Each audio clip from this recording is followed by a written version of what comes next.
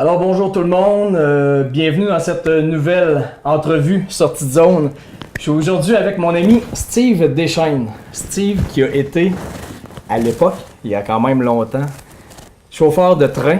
On dit cheminot, tu me dis cheminot, en Europe? mécanicien de locomotive. Le mécanicien de locomotive, cheminot, chauffeur de train. Dernièrement, moi, je t'ai connu parce que tu étais photographe. De presse. Au Soleil, photographe de presse. Le Soleil, pour ceux qui écoutent en Europe, c'est un des deux principaux journaux, de la ville de Québec, avec le Journal de Québec. Donc, qu'est-ce qui s'est passé entre les deux? Peux-tu me résumer un peu ton parcours pour passer de cheminot, chauffeur de train à photographe? Faut que tu m'expliques, je comprends pas. Ça, c'est un paquet de décisions. J'ai commencé sur les chemins de fer en 84 au Canadien National. J'avais 24 ans. À 24 ans. À 24 ans. OK. Après ça, là, j'ai eu mes enfants, tout ça. J'avais une belle carrière. J'ai commencé comme agent de train, j'ai chef de train. Après ça, j'ai eu la formation mécanicien de locomotive. Fait que j'ai travaillé au CN jusqu'en 95. CN, c'est... Canadien National. Le Canadien National, la grosse compagnie ferroviaire au Canada. Ferroviaire au Canada. Au Canada, aux États-Unis aussi. Très gros. C'est le plus gros au Canada. Fait que j'ai eu une belle carrière là, mais j'ai été impliqué beaucoup dans la communauté. J'ai été conseiller municipal. J'ai été membre fondateur de deux organismes à but non lucratif, qui étaient une maison pour handicapés. C'était la résidence des Amis de Pierrot. J'ai été l'administrateur, secrétaire trésorier. Pendant 3 ans, j'ai administré la maison à raison de 20 à 40 heures semaine. En plus d'être bénévolement, cheminot. en plus de mon travail au Canadien National, plus la famille. Aussi, j'ai parti un petit centre de jour en désintox, qui était un centre de service, puis de prévention, puis d'orientation à toxicomanie, qui est encore là. Tous les deux sont existants. Même la maison des handicapés, la résidence des Amis de Pierrot, ils viennent d'en construire une dernièrement sur le même format qu'on avait créé à l'époque, pareil. Ça, on parle, là présentement, dans la région de Québec, tu habites ici à Québec, mais ça, c'est à l'époque, c'était au Saguenay. Oui, je demeurais au Lac-Saint-Jean. À 2 heures. À 2 heures d'ici. À 2 heures d'ici. Fait que j'étais impliqué beaucoup dans la communauté, je faisais beaucoup de bénévolat, d'engagement. J'avais ces deux œuvres-là, si on veut, là, qui me tenaient à cœur beaucoup. Puis en 95, j'ai eu une grosse remise en question que j'ai eue. J'étais comme fatigué de tout ça. Puis d'être cheminot? C'est l'environnement où j'étais. La vie a fait comme fatigué de tout ça. J'avais besoin d'un changement. J'ai dit, je peux pas... Je me voyais pas continuer à ce rythme-là, comme ça. Parce que c'était beaucoup de travail ou c'était la nature même du travail que tu avais fait le tour et tu voulais changer? Non, je peux pas dire. En toxico, ça m'a amené à me réfléchir beaucoup sur moi-même. Okay. Quand j'ai travaillé en bénévolement en toxicomanie, tout ça, l'intervention auprès des gens, les choix de vie, les ci, les ça, puis m'a fait prendre conscience qu'on passait une fois, puis après ça... de dire, pas avoir de regrets puis de la passer comme on aimerait. Fait que là, je regardais tout ça, puis après ça, je regardais mes enfants, puis je regardais l'endroit où j'habitais, je regardais tout l'environnement, puis j'étais comme... Là, tu te voyais plus. Je me voyais plus, là. Je me voyais plus, là. Comme une prise de conscience. Une prise de conscience de dire, tu changerais ça, puis peut-être de refaire ça d'une autre manière. Là, quand tu dis que tu as eu une prise de conscience, que tu n'étais plus sûr de vouloir rester là, faire ce que tu faisais, tu avais quel âge rendu là? À cet âge, j'avais 35 ans, là, à 34 ans. 34 ans, ça commençait à germer, mais mettons que si je dirais, peut-être avant, peut-être l'année avant, là, j'ai quitté le Canadien National en 95, peut-être dans l'année avant, là, j'avais commencé une remise en question. Sur quelques mois. De réflexion, non, ça n'a pas été un coup de tête, là, de dire... je me voyais plus là, je voyais plus ma famille là, je voyais mes enfants ailleurs aussi. J'ai tout fait ça en pensant à mes enfants, puis l'exemple que je voulais aller des choses. Puis là, on parle de cheminot au Canadien National, qui est une très grosse compagnie. J'imagine que les conditions de travail, l'argent, le salaire étaient bons. J'imagine que c'était bon. Monétairement, aujourd'hui, si on prend aujourd'hui, je serais à ma retraite. Aujourd'hui, je serais à ma retraite. Si tu étais resté là. Si j'étais resté là, je prendrais ma retraite. C'était des bons salaires. C'était des bons salaires. Si on veut, c'est une échelle. C'est dans les très, très, très, très bons salaires. C'était difficile d'avoir mieux, en tout cas, dans la région là-bas. C'est difficile dans la région, mais même ici, dans la région de Québec, comme salaire, même ici, là, même au Canada. Pas au Canada, parce que plus au Québec. Parce qu'au Canada, quelqu'un qui va travailler au chemin de fer, On va dire à Toronto pour le national, le coût de la vie est beaucoup plus dispendieux qu'il est nous autres ici. Fait que là, c'est un petit peu moins rentable, les choses. Donc. Mais donc, tu n'avais pas... C'était un gros frein là, pour faire un changement dans les oui, c'est une bonne job. Là. La pension, la sécurité, la pension, les assurances maladie, les soins dentaires, si on veut, comme tout ça, il n'y a plus rien. Cette journée-là que j'ai pris ma décision, j'ai dit à mon époux, il y a le grand rond de la sécurité, j'ai dit que je saute l'autre bord, c'est fini. Là, tu as décidé à un moment donné que tu lâchais, tu quittais le CN. Quittais le CN. Est-ce que tu savais ce que tu allais faire? J'avais aucune idée. J'avais aucune idée? J'avais une idée. Ma première idée, j'étais impliqué en masse en toxicomanie. Comme je vous disais, j'étais censé partir puis faire deux certificats d'intervention en toxicomanie à l'Université de Sherbrooke. Ah, ouais, OK. Pour aller dans ce domaine-là. OK. Là-dedans. Mais encore là. C'est retourné à l'école? Oui, c'était retourné à l'école. Mais avec encore. 2 enfants, pas dans la même région. Un chien, un chat, non. Mais ça fait que là, j'avais arrêté à mi-mai, puis je commençais mes inscriptions. Puis dans l'été, au mois de juillet, je me suis acheté un magazine de photos. OK. Puis là, à l'intérieur, il y avait une publicité, c'était écrit « Devenez photographe professionnel en moins d'1 an ». OK. Puis moi, j'ai toujours aimé faire la photo. J'avais 15 ans, 16 ans, j'ai eu mon premier appareil photo, j'ai toujours fait de la photo. Puis là, c'était écrit ça, devenez photographe professionnel en moins d'1 an. Mais est-ce que à 16 ans, dans ta jeunesse, pendant que tu étais au CN, est-ce que tu pensais peut-être devenir un jour photographe ou tu avais mis un X là-dessus? J'avais mis un X là-dessus parce que je pouvais pas... Avec ce que je savais, dans mon temps, à mon époque, c'était impensable de croire que je pouvais en vivre. Dans ma région, dans mon village, d'en faire une carrière, je ne pouvais pas penser ça. Si tu habitais à Montréal, ça aurait été différent. Mais ça aurait été différent. C'était même pas envisageable. Non, puis c'était de prendre la même voie que tout le monde prenait, c'est aller aux études, sortir, marcher du travail, ta famille, tes enfants. Après ça. C'était pas au niveau artistique ou bien des choses, c'était pas comme... C'était un rêve trop loin. Oui, c'était loin. Photographe, trop d'embûches. Oui, des embûches. C'était pas... Je dirais pas réalisable, mais à mon temps, avec ce que je savais, les choses, c'était pas de quoi qui m'était permis de dire que je pourrais rêver à ça. Okay. Mais j'en faisais beaucoup. C'était là pareil. Oui. Fait que j'en faisais beaucoup. Mais là, avec la famille, les enfants, quand j'étais jeune, j'allais beaucoup dans les Rocheuses canadiennes. Après ça, je faisais beaucoup de photos. J'ai beaucoup de photographies. J'en faisais beaucoup. Mais en cours de route, j'ai délaissé ça avec les responsabilités, la famille, les enfants, tout ça. Mais jusqu'à un moment donné, la publicité, ça a fait un éclair en dedans de moi. Ça a fait, c'est ça que je veux faire. C'est pas plus la toxicomanie. Non. C'est photographe. Ouais, là, j'avais tout quitté, j'avais démissionné. Là, je faisais plus rien. J'avais démissionné de toutes mes implications à la Maison des handicapés, le Centre de jour en désintox, comme conseiller municipal aussi. J'ai tout arrêté. J'ai tout arrêté. Le Canadien national, puis toute mon implication dans la communauté. Tu prévoyais t'inscrire en toxicomanie à Sherbrooke. Jusqu'à temps que tu vois la publicité. Jusqu'à temps que je vois la publicité. Fait que là, je me suis inscrit là-bas à Montréal. Fait que là, j'ai parti à Montréal. J'ai étudié pendant 1 an à Montréal au Collège Marsan, la photographie commerciale. Après ça... Avec ta famille? Non, pas avec ma famille. Ma famille restait loin, puis là, c'est plein de sacrifices. Aller-retour? Non, c'est pas... Je descendais aux 3 semaines environ chez nous, voir les enfants. Après ça, tout ça. Après ça, là-bas, je restais chez mon cousin, puis c'était tout au minimum, là, parce que je gardais tout mon argent pour faire de la photographie, puis tu voyais ta famille aux 3 semaines? Oui, environ, là, à peu près aux 2-3 semaines. Oui, c'était des gros sacrifices. Oui, des gros sacrifices. Voir mes voir mes enfants en bas âge, tout ça, là, tout. Puis au printemps, je savais qu'il n'y avait pas... J'allais pas gagner ma vie en photographe là, en commençant. Là. Non. C'était impossible? C'était... c'est peu probable. C'est toujours en ayant la responsabilité de... J'ai ma famille, j'ai tout...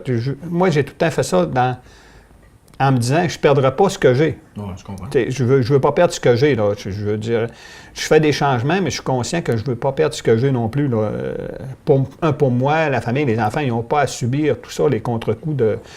ils les subissent, oui, mais c'est des bons coups. Mais justement, eux autres, ils disaient quoi? Ta conjointe, tes enfants, ils disaient quoi à l'époque? Quand tu as décidé, moi, je lâche tout ça, je m'en vais prendre un cours d'1 an à Montréal, je vais voir 3 semaines.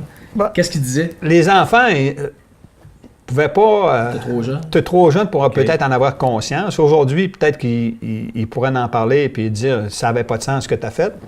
Ma conjointe, c'était ma conjointe de toutes des bons et des mauvais coups. Elle a une confiance aveugle à mes capacités. Ça n'a pas été un gros obstacle? Ben, c'était pas un gros obstacle, mais c'était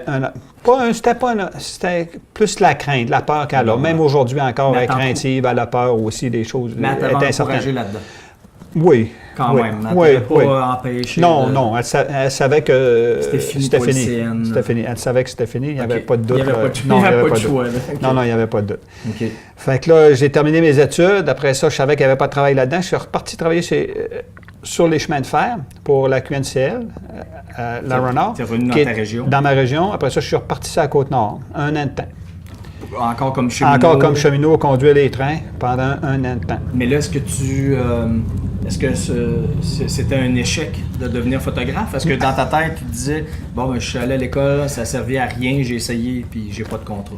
Non, là, tu vas rire. Là, j'ai dit, il va me servir des autres pour devenir photographe. Des cheminots pour devenir photographe? Fait que là, j'ai viré ça sur l'autre côté. J'ai dit, je me sers des autres pour devenir meilleur photographe. Fait que là, j'ai acheté de l'équipement. Parce que j'avais des bons revenus. Okay. Je mettais mon argent de côté. Puis je m'achetais de l'équipement de photo. Tu focusais encore sur la photographie? Toujours. Fait que je mettais de l'argent de côté, puis j'achetais des morceaux d'équipement de photo, des choses. Fait qu'au bout d'1 an, j'ai revenu au Lac-Saint-Jean, quand j'ai quitté ça, parce que là, c'était un contrat d'1 an. Après ça, quand ça s'est terminé, j'ai dit « OK, c'est bon, c'est fini ». Fait que là, j'ai continué en photographie au Lac-Saint-Jean. J'ai travaillé pour Le Réveil, pour Le Quotidien, j'ai fait des piges pour le Journal de Québec. Des journaux dans le coin? Des piges, tout ça. J'ai fait ça pendant 8 mois de temps. Okay. Mais encore là, je suis venu au point où c'est que c'était pas encore assez. C'est pas encore assez pour subvenir aux besoins de toute ma famille, de la maison, un an après. Fait que là, il y a eu des offres de service pour travailler encore sur les chemins de fer. Dans le Bas-Saint-Laurent, en Gaspésie, à Montjoly, les chemins de fer de la Matapédia. OK. Qui n'est pas du tout dans ta région. Pas dans ma région. Fait que là, j'ai appliqué, puis je suis parti, puis en janvier, j'ai retourné encore cheminot sur les trains. Pour la troisième fois après l'avoir quitté la première fois. Puis, mais là, j'avais... déprimé dans ce temps-là? Non? Déprimé, non, mais réaliste. D'essayer de faire vivre la famille, tout ça là, en photo, c'était Est-ce que tu commençais à mettre un X sur la photo? Oui, un peu, oui. Oui puis non, mais là, on était à l'heure des choix aussi. Là, ça faisait 3 ans, si on veut, avec les études, pratiquement 3 ans. Là, qu'on vivait pratiquement pas ensemble avec la famille ici, j'étais éloigné. Fait que là, on avait fait le choix qu'on vendait la maison au Lac-Saint-Jean puis qu'on déménageait là-bas à Pointe-au-Père. On s'est acheté une petite maison en Gaspésie. Dans le Bas-Saint-Laurent, c'était à Rimouski maintenant. Fait que là, on a déménagé toute la famille là-bas. Puis là, j'avais fait un X sur la photo, on va dire comme photographe de presse. Il ne faut pas oublier que ma carrière première que je voulais, c'était être photographe de presse. Tu avais comme mis un X là-dessus. Comme un X, mais... Les gens dans ton entourage, là, par exemple, parents, amis, est-ce qu'ils disaient, bon, ben, tu as essayé, puis ça n'a pas marché. Ça n'a pas marché. On le savait bien, puis... Est-ce que tu entendais ça? Dans ma tête, ça, je vais te résumer ça vite. Fait que dans ma tête, oui, j'entendais plein de choses comme ça.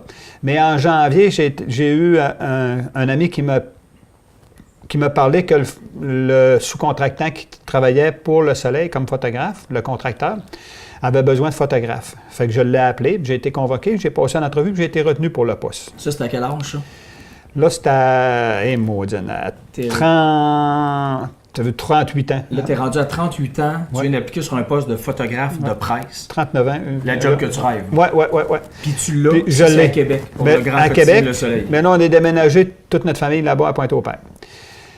Là, tu es en Gaspésie. En Gaspésie. Okay. Mais j'aimais ça là-bas, l'environnement, le fleuve, la mer, les montagnes, la Gaspésie, tout ça, j'aimais ça. Puis j'aurais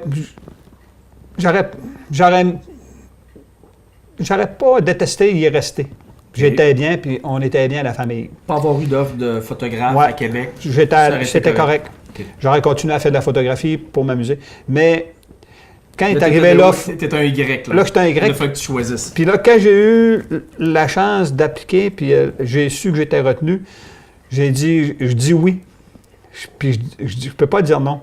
Parce que tous ceux là, qui ont douté, Tu y pensais? Oui, je l'avais en tête. Tous ceux qui ont douté, ils ont dit, regarde, là, lui, là, il a fait plein de changements, puis il revient au même point. On le savait bien. On le savait bien, il aurait dû rester où ce qu'il était, puis ci, puis ça. J'ai dit, juste pour ça.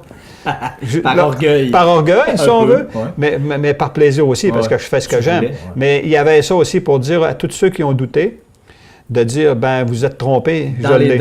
Dans les dents, je l'ai. Je l'ai, à temps plein. Fait que là, on a tout refait les changements. En janvier, je suis venu m'installer ici à Québec, toute seule encore. Fait que tu as quitté le Quitté là-bas, le chemin de fer de la Matapédia là-bas, j'ai quitté ça, mon emploi là-bas qui était à temps plein, j'ai quitté ça. On s'est envenu à Québec, toute la famille a déménagé en août. Puis là, depuis ce temps-là, on en termes de travail, en 98. De salaire et d'argent, est-ce que c'est à peu près la même chose? Est-ce que non. Tu baissais de salaire? Je baissais de salaire. Tu étais prêt à baisser de salaire? Oui. Je baissais de salaire, je baissais mes conditions de travail, je baissais tout. Là, pour aimer plus ton travail. Oui. Puis des fois, tu sais, les gens, ils voient juste le beau côté, mais ils n'ont pas aidé des sacrifices. Là. Autant, moi, j'en ai fait. C'est de ça qu'on parle. Tu sais, j'en ai fait beaucoup, mais ma famille aussi en a. Tu sais, tu parlais des enfants, ben oui, ils en ont. Mais le souvenir que j'espère que mes enfants auront, c'est de dire de faire ce qu'on aime puis d'être capable de se réaliser. Si c'est pas mes enfants, au moins mes petits-enfants, c'est l'héritage que je veux laisser. Ça, c'est pas. Surtout quand ils vont revoir l'entrevue. Pour revoir les entrevues, c'est pas l'héritage de quelqu'un qui... C'est quelqu'un qui va avoir fait réaliser puis ses rêves, puis vivre sa vie. Puis oui, on peut la vivre, puis on peut les réaliser. Mais il y a des sacrifices. Il y a des périodes d'inquiétude, il y a de la peur, il y a de la crainte, il y a de l'inconnu. Quand tu es déménagé à Québec, est-ce que tu te boutais pour devenir photographe quand tu as eu la job? Quand on t'a dit oui, on t'engage, déménage à Québec, là, tu disais-tu, est-ce que ça te stressait ou tu étais content emballé? Puis, non, j'étais content emballé, puis ça a bien été, ça a toujours bien été.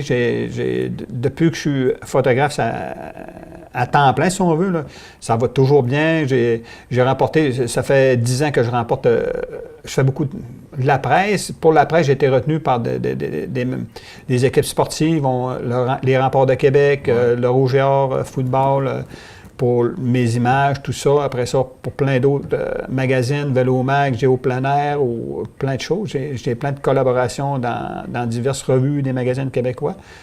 Après ça, au cours des 10 dernières années, j'ai remporté le premier prix au Québec en photographie de plein air ou nature au fond, les choses.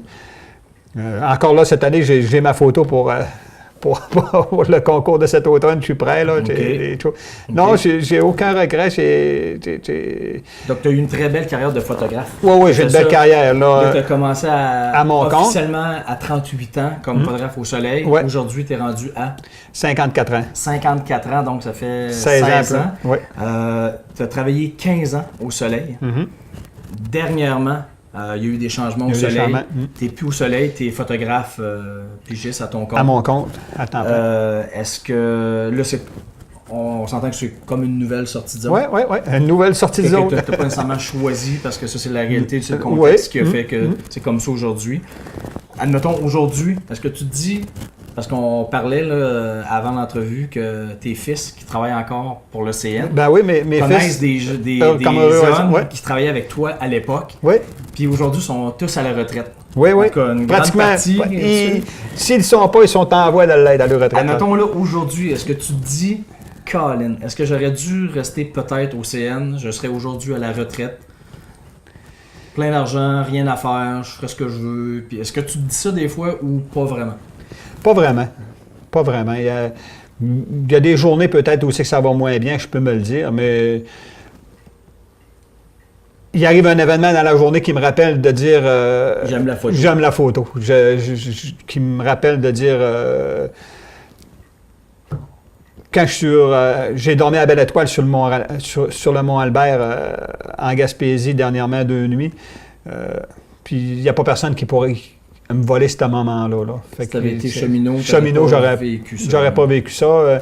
J'ai été le photographe personnel à Paul McCartney en 2008 au Fête du 400e. Wow, c'est pas rien. Je l'ai rencontré, je lui ai parlé, je lui ai serré la main 2 fois.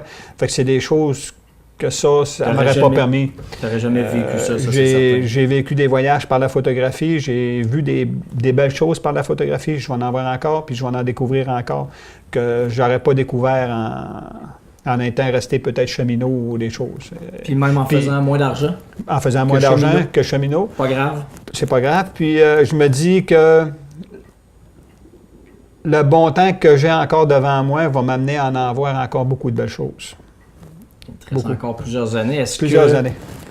Justement, qu'est-ce qu'on te souhaite peut-être pour l'avenir? Est-ce que ton but, c'est d'être à la retraite le plus vite possible? Ou comment tu te vois? Est-ce que tu te vois photographe tout le reste de ta vie? Est-ce que c'est quelque chose à laquelle tu penses ou pas du tout?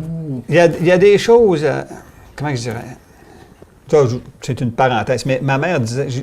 Quand j'étais jeune, j'ai tout le temps dit à ma mère, j'ai dit qu'à 40 ans, je ne travaillerais plus. Ah ouais? OK. Je disais tout le temps ça à ma mère. C'est vrai, parce que j'ai tout le temps dit à ma mère, à 40 ans, je ne travaillerais plus. Mais là, tu travailles pas, là, vraiment. T'es juste photographe, t'aimes ça. Là. Mais à 40 ans, ma mère, elle disait, dis pas des choses de même, parce que c'est pas plaisant. Tu pourrais être malade, tomber malade, le cancer ou des choses. Dis pas de choses comme ça. J'ai dit, non, j'ai dit, pas... J'ai dit, à 40 ans, je ne travaillerais plus. Bien, à 40 ans, je suis devenu photographe de presse. Ben, ça fait que je travaillais plus. Puis après ça, j'ai dit, là, si tu prends les années, tu vas voir mon plan de match. C'est pas... Après ça, j'ai dit, quand j'ai quitté le Canadien national, les chemins de fer, j'ai dit, je vais prendre ma retraite comme si j'aurais travaillé au chemin de fer. Je vais prendre ma retraite à 55 ans, je vais prendre ma retraite. Pareil, comme mon plan, c'est comme chaud. Okay. Bien, là, en janvier, à 54 ans, je l'ai peut-être fait un an avant. Là, je suis vraiment à ma retraite parce que là, je suis vraiment à temps plein à mon compte pour moi. Tout seul. Tout seul. Fait que c'est comme... Je suis à ma retraite, là. Dans le concret, là, dans le day-to-day, tu n'as pas vraiment l'impression de travailler. Non. C'est ça que je comprends. Oui. Mais c'est bien, ça. Oui, parce que moi, je peux le dire, je suis témoin des photos que tu publies sur Facebook. Oui. En passant à aller sur... Deschênes photographeurs. Sur Facebook. Et sur le site Internet. Deschênes photographes. Vous allez voir, là, c'est des photos vraiment formidables, là, fantastiques. C'est vraiment des très belles photos. Puis, je fais tout le temps une joke quand on se parle. Tu me donnes tout le temps l'impression d'être dans le bois, dans les montagnes, dans la nature, sur le bord d'un lac, parce que tu publies souvent des photos de ça. Oui. Mais ça, c'est des photos souvent que tu prends pas, c'est pas des mandats. Non, c'est pas des mandats. Tu n'es pas payé pour faire ça. Non. Même en vacances. En vacances. Là, tu me dis que tu t'en vas prendre des orignaux dans le bois, en Gaspésie. Oui. Mais ça, c'est pour toi, personnellement. Pour moi, avec mon garçon. Tu fais exactement ce que tu fais en vacances comme travail. Et vice-versa. Ici, dans ma cour, dans ma maison, en bas, mon bureau ou à l'extérieur, c'est comme si je serais en vacances. J'ai mon backyard en arrière, j'ai mon feu, mon ambiance, mes choses. Si tu étais à la retraite aujourd'hui, tu ferais exactement ce que tu fais là, probablement. C'est ça. Oui. Tu prendrais les mêmes photos, pareil. Tu irais prendre des photos des orignaux dans le bois. Oui, pareil. Mais ça, c'est bien de pouvoir vivre ça et de pouvoir avoir cette impression. Mais c'est des choses, je dis... C'est le pouvoir de la pensée. En tout cas, il faut y croire. Il faut lancer des choses en l'air dans l'univers ou peu importe à qui ou des choses, mais il faut y croire. Puis tout le temps être ouvert, attentif, puis d'éviter il y a beaucoup de distractions. J'appelle ça des distractions, comme la distraction de dire, ou des interrogations, dire des offres d'emploi pour travailler pour une autre chose, ou ci ou ça, ou gagner plus d'argent, ou des tentations, des choses. Ou de laisser aller, c'est du travail, tout le temps du travail, des remises en question, c'est d'apprendre, d'aller voir les nouvelles choses, tout le temps être à l'écoute aussi. Je peux pas... Il faut que je regarde les tendances du jour, il faut que je sois tout le temps au goût du jour aussi. Je peux pas rester comme ça puis dire ce que j'étais comme photographe il y a 10 ans, bien aujourd'hui, il faut que je sois différent aussi, il faut que je m'améliore. Avec la technologie. La technologie. Surtout dans ton domaine. Il faut que tu t'améliores, il faut tes prises de vue, tes photos. Mais est-ce que ça, c'est difficile? Est-ce que c'est forçant pour toi? Est-ce que c'est du travail d'être à jour, d'être... Non, c'est pas oui, c'est un travail, oui. J'ai pas l'impression que ça soit un travail, parce que c'est des choses... C'est plus ça ma question. Parce que c'est ça que je ferais de toute façon. Je veux dire, je serais... Parce mon ordi, je serais parti... Oui, c'est ça. C'est pas... en 2000... voyons pas en 2000. J'avais 15 ans, mon premier appareil photo. Fait que c'est pas... J'ai toujours eu ça. Les choses, là, ça va bien. Donc, moi, à la limite, je te souhaite même pas d'être à la retraite. Non. Parce que tu l'es déjà. Là. Non, il n'y a pas. Si on s'en va, si on regarde des personnes âgées qui ont une. Les plus belles personnes âgées sont toujours actives. Dans leur communauté, dans leur métier, dans leur profession, dans leur communauté, mais ils sont actifs. Paul McCartney, c'est un bon exemple. Paul McCartney, c'en est un. On la regarde, il donne des spectacles, des choses, il est jeune. Mais 72 ans. C'est comme individu. Je l'ai rencontré pendant une journée, je l'ai vu à 2 reprises. On s'est parlé, il a visionné des photos que j'avais faites pendant le soundcheck, des choses. C'est quelqu'un de simple. Tout son entourage est simple. C'est comme l'individu. C'est comme quelqu'un de simple, généreux. Fait que je pense, quelqu'un d'actif. Fait que je pense que c'est de bouger, toujours être actif dans ton travail, soit dans ton travail ou dans la communauté. Puis je pense que c'est un gage d'une bonne vieillesse. Si la santé, si on avoir la santé aussi, là, la santé nous le donne, nous le permet, bien, je pense qu'on est capable. Écoute, je pense que tu es bien parti pour être un bon vieux. Un bon vieux actif et probablement en santé. Oui. Quand on fait ce qu'on aime, probablement qu'il y a moins de risques de développer des... Toutes sortes de petites choses. Maladies au mal de vivre. On parlait tantôt aussi de la fuite vers la consommation de drogue, d'alcool ou des choses, de s'évader, trouver d'autres moyens de s'évader. Là, moi, j'ai pas besoin d'autres moyens de m'évader ou des choses. Parce que tu t'évades dans ton travail, parce que t'aimes ça. Oui, déjà, je pense à demain, je pense déjà au prochain shooting, des choses. Tout. Écoute, t'es un bel exemple de quelqu'un qui a choisi, à un moment donné, de faire ce qu'il aime dans la vie à 35 ans. Ouais. Là, c'était pas banal. Retourner... Non. Aller à Montréal pendant un an, étudier la photographie avec 2 enfants au Saguenay. Les sacrifices là-bas, c'est d'arriver à 35 ans, des responsabilités de la famille, c'est d'arriver le midi, je dîne pas parce qu'il faut que j'achète des films, parce que je sais que je vais aller faire de la photo. Fait que pas de dîner, c'est prendre un pâté à viande, garder mon argent pour la photo, pour mon cours, mes choses. Acheter un pâté, puis après ça, pas le manger dans une soirée, de le couper en 3 parce qu'il faut qu'il fasse 3 soirs. Ça, tu l'as vécu? Ça, je l'ai vécu, là, des choses. Fait que des fois, il y a des gens qui disent « Ah, ouais, mais... » Les gens qui te voient aujourd'hui, ils savent pas à l'époque. Puis même encore aujourd'hui, ils savent pas les sacrifices que ça demande, le démarrage d'une entreprise ou des ci ou des ça, tout. D'être à son compte, hein, des fois. Oui, d'être à son compte, tout, là. Là, c'est 100%, là, c'est tout de mon temps, il faut qu'il soit à ça, là. Présentement, tu fais des tâches que tu faisais pas au soleil, dans le journal, avec tes photos. Oui.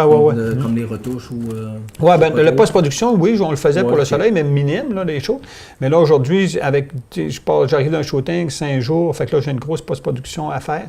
Après ça, rentrer toutes les métadonnées, tout classer, tout ça, bien comme beaucoup. Des choses, j'étais habitué, mais... D'aller chercher des contrats. Des contrats aussi, le marketing, la mise en marché, tout ça, créer un logo, une marque de commerce qui va être la marque de commerce.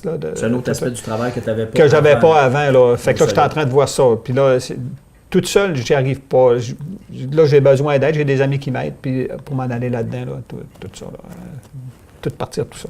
Écoute, si jamais vous êtes cheminot, chauffeur de train, puis vous avez le rêve de devenir photographe de presse, c'est possible. Ça se peut. Tu le fais. Tu fais ça encore aujourd'hui. Écoute, félicitations.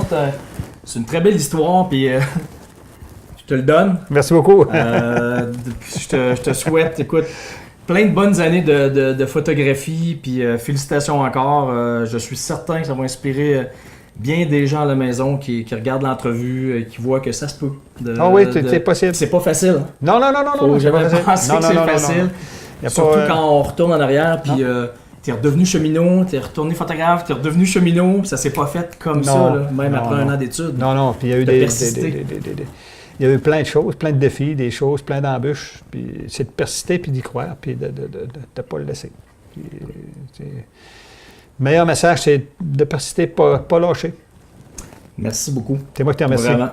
Et à vous, je vous dis à bientôt pour une nouvelle sortie de zone. Bye.